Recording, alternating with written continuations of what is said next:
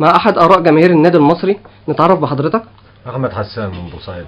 في تصريح لشبكه وقائع اليوم الاخباريه، استاذ محمد، حضرتك شفت النهارده مباراه النادي المصري والنادي اتحاد الشرطه؟ ان شاء الله اتفرجت عليه.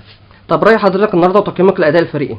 والله المصري بيقدم اداء غير متوقع، وفيه خلل في الدفاع وخلل في خط الوسط، وخط الهجوم بتاعنا لعيبه تقيله مش قادره تجري، اللياقه البدنيه مفيش.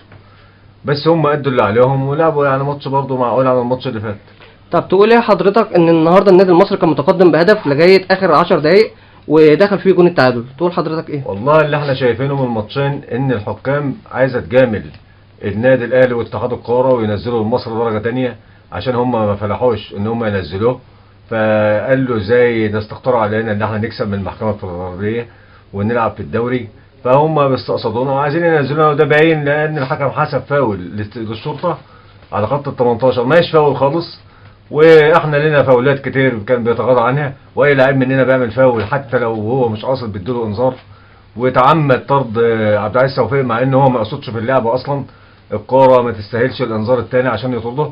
فاحنا اللي احنا شايفينه ان الحكام سواء ماتش الزمالك او ماتش اتحاد الشرطه ان هم بيتحاملوا علينا قوي قوي قوي، ودي باينه من البدايه ان الحكام عايزه تنزلنا. طب رساله اخيره توجهها لمجلس اداره النادي المصري والمدرب صبري المنياوي.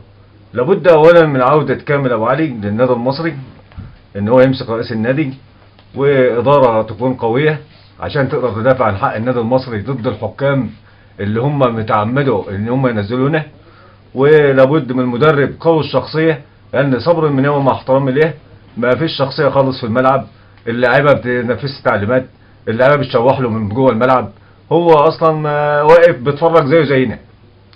طب حضرتك متفائل باداء النادي المصري السنه دي في الدوري؟ ان شاء الله المصري هيعلى من ماتش لماتش وهيبقى مستواه كويس، بس بنتمنى التحكيم يبقى عادل. بشكر حضرتك. شكرا.